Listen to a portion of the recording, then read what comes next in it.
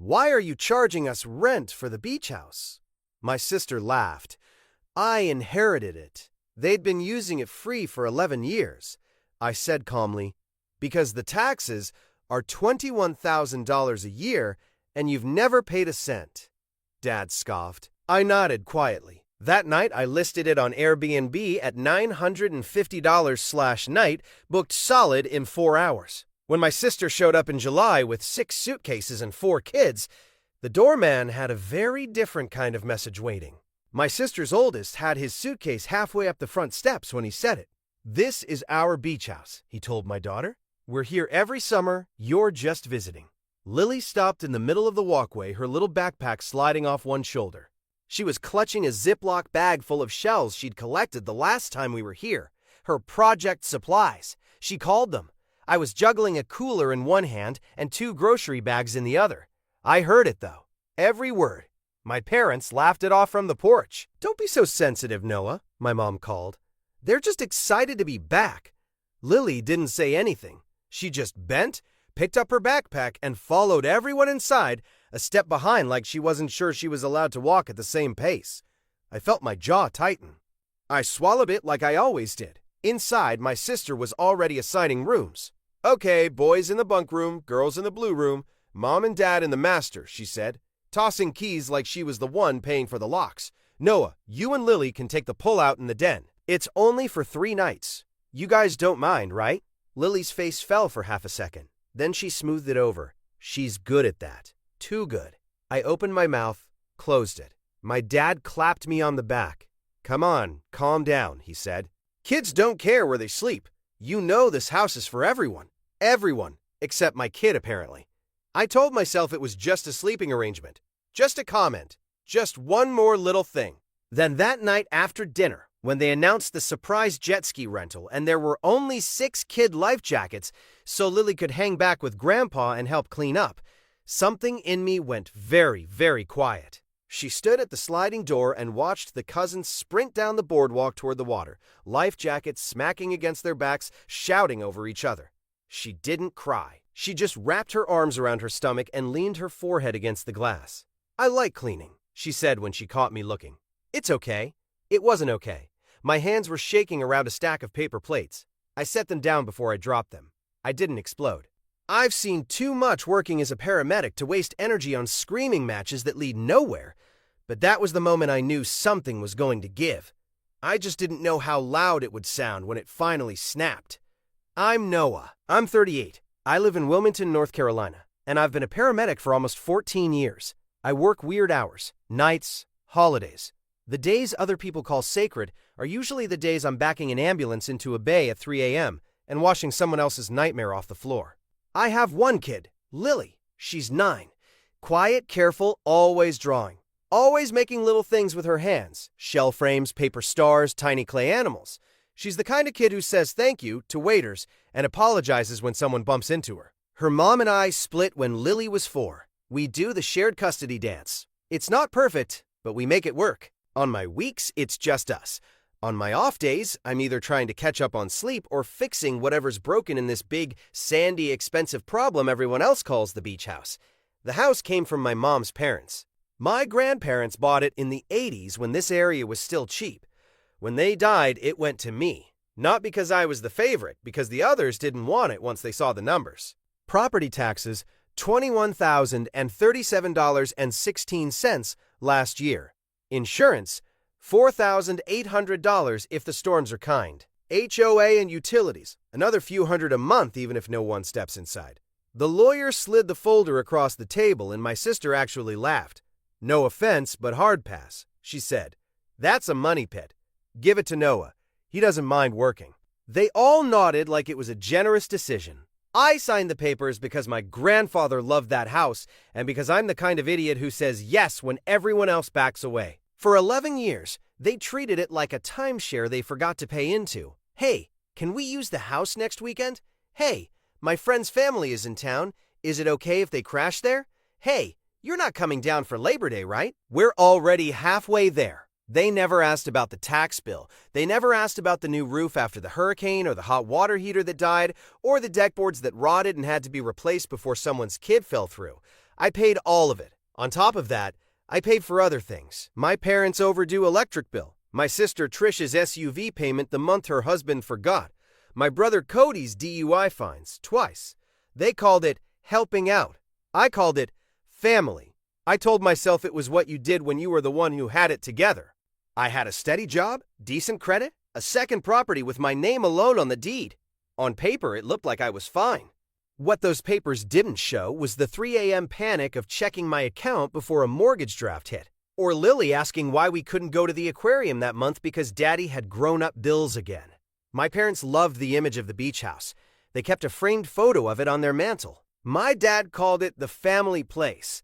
My mom bragged to her friends that the kids had a beach house, even though the tax notice came with my name typed in bold and nobody else's.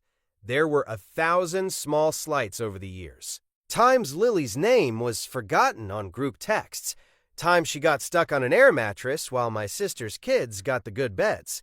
Times my mom introduced all the grandkids to her friends and just skipped Lily until I cleared my throat. I let it slide. I patched it. I smoothed it over, because the alternative meant admitting my own parents were capable of that kind of cruelty. And then my sister asked me a question she thought was a joke, and I realized I was done. The fight started over shrimp and cheap white wine. It was 3 weeks after that jet ski weekend. We were back in my parents' dining room, the one with the sticky leaves that never quite lined up, and the same lace table runner my mom's had since I was 11. The whole family was there. My parents at either end. Trish and her 4 kids. Cody and his girlfriend, Lily next to me, carefully peeling the tails off her shrimp and stacking them in a perfect little pile. I'd sent a message in the family group chat that morning. We need to talk about the beach house. Taxes went up again. I can't keep carrying everything alone. If you want to keep using it as much as you do, I need help. Even $200 a month from each of you would make a dent. No one responded. So I brought it up at dinner. I got the tax bill, I said, trying to make it casual. It's over 21 grand this year. I can't keep doing this by myself if everyone's going to use it like a hotel. Trish laughed. Actually laughed. Wait, she said, wiping the corner of her mouth with a napkin. Are you seriously trying to charge us rent for the beach house? She said rent, like it was a dirty word. The table went quiet. I'm asking, I said, keeping my voice even, for help with the costs. You guys are there more than I am. Dad snorted into his wine. Oh, come on, he said. Don't act like we're draining you dry. You're a paramedic, you've got good benefits. You're single, no one to support but yourself and 1 kid half the time. Lily's fork stopped halfway to her mouth. She stared at her plate. Actually, I said, I have Lily full-time during the school year now. Dad waved a hand like it didn't matter. Point is, you're fine, he said. You inherited that house. We're just making memories. Trish shook her head, still smiling, like I'd told a good joke. Charging us rent, she said again. That's wild. It's a family house, Noah. You can't put a price tag on family. Careful, Mom added, topping off her glass. You don't want to start keeping score. It ruins relationships. Keeping score. Like I hadn't watched thousands of dollars leave my account for their emergencies. Like I didn't have a spreadsheet labeled family on my laptop to make sure my own bills still got paid. I took my wallet out of my pocket and slid something across the table. The latest property tax bill, still folded in thirds. It's $21,037 this year. I said, You've never paid a cent. Dad glanced at it, then pushed it back with 2 fingers. That's life, he said. You got the house. We didn't. It evens out. I nodded slowly. Lily was very still beside me. Her eyes kept flicking between faces like she was trying to gauge how bad it was. Trish leaned back in her chair. You're not really going to make us pay to stay there, she said. Come on, Noah. That's not you. She was right. That hadn't been me. Until that moment, I felt my heart rate spike the way it does when something's about to go sideways on a call. A kind of calm dropped over me. Tunnel vision, but without the panic. I get it, I said. You don't think it's fair? Dad nodded, satisfied like he'd won. That's more like it, he said. I didn't argue. I didn't push. I just finished my meal, drove Lily home, helped her with her homework, and tucked her into bed. Then, around 11:30 p.m., when the house was quiet and my brain wouldn't shut off, I opened my laptop. The beach house wasn't listed anywhere. No VRBO, no Airbnb. Just word-of-mouth bookings through my family. I pulled up Airbnb. List your home, the button said. I clicked it. The whole process took about an hour. Title: Oceanfront Family Home. Walk out to the sand. Photos: the ones I'd taken last spring when I thought about doing exactly this and chickened out. Details: 4 bedrooms, 3 baths, sleeps 10, Wi-Fi, fully stocked kitchen, linens included, no smoking, no parties. When it asked for a nightly rate, I hesitated. I typed 950, deleted it. Typed 800, deleted that, landed back on 950. Summer weeks go for more here. I checked. I knew. I set it at $950 a night with a 5-night minimum. Then I did one more thing. I opened the calendar and blocked out 2 weeks in July and 1 in August. Those were for me and Lily. No guests, no extended family. Just us. I added my bank account, double-checked the routing number, hit publish. The listing went live at 12:17 a.m. By 4 a.m., it was booked solid for the entire summer. My phone buzzed with each reservation. Cha-ching! July 3rd, 10. Cha-ching! July 12th to 19. Cha-ching! August 1st, 8. I watched the numbers stack up in my sleepy haze, the way I watch a monitor climb on a patient when they finally start stabilizing. When my alarm went off at 6 o'clock for my shift, the only dates left on the calendar were the ones I'd blocked for me and my kid. The fallout didn't start until May. Trish called first. I was in the rig, parked behind the hospital, inhaling cold pizza between calls. I let it go to voicemail, finished eating, and then listened. What, Noah? Her voice was high, breathy with anger. Mom said the house is booked every week this summer. I already told the kids we were going for 2 weeks in July. Why didn't you say anything? Call me back. I texted her instead. I listed the house on Airbnb. I can't afford to keep it empty or only for family use. The calendar's pretty full now. I blocked a couple weeks for me and Lily. That's it. She called again immediately. I stepped out of the rig and answered. You can't do this, she said without hello. I already did, I said. But July is our time, she said. We go every year. Exactly.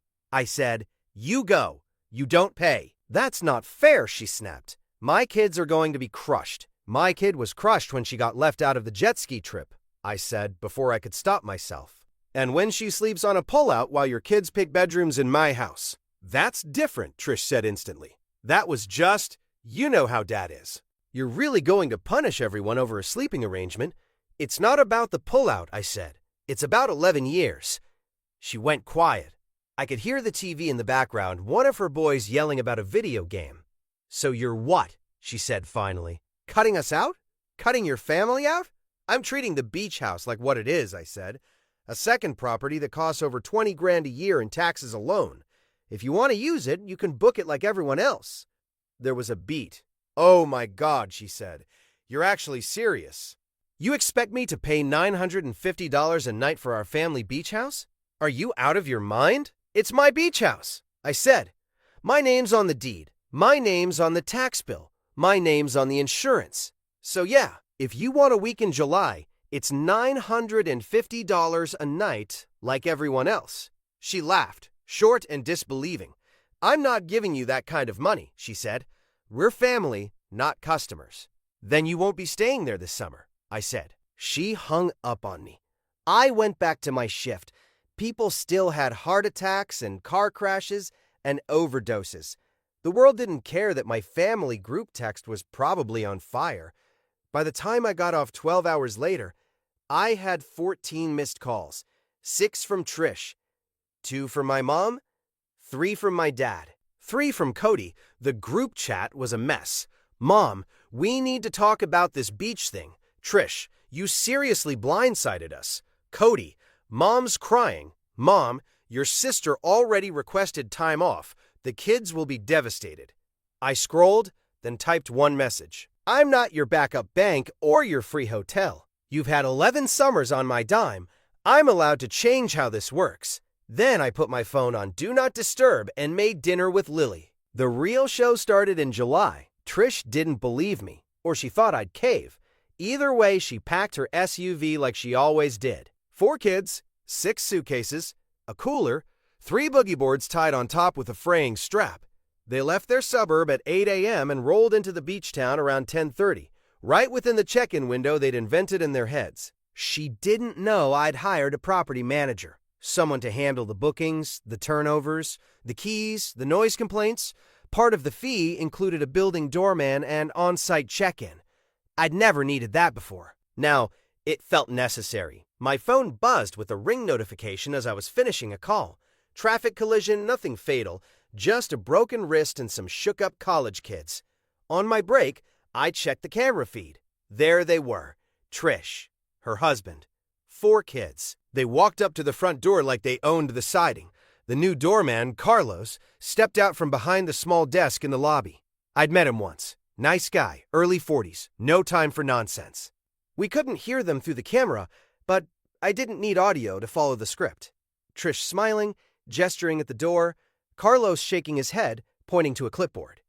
Her husband stepping in, pulling out his phone like maybe he could scroll his way into a reservation. Carlos pointing up toward the security camera, then at the posted "Registered Guests Only" sign. Trish's face changed. The smile dropped off like a mask falling. She pulled out her phone and called me. I answered.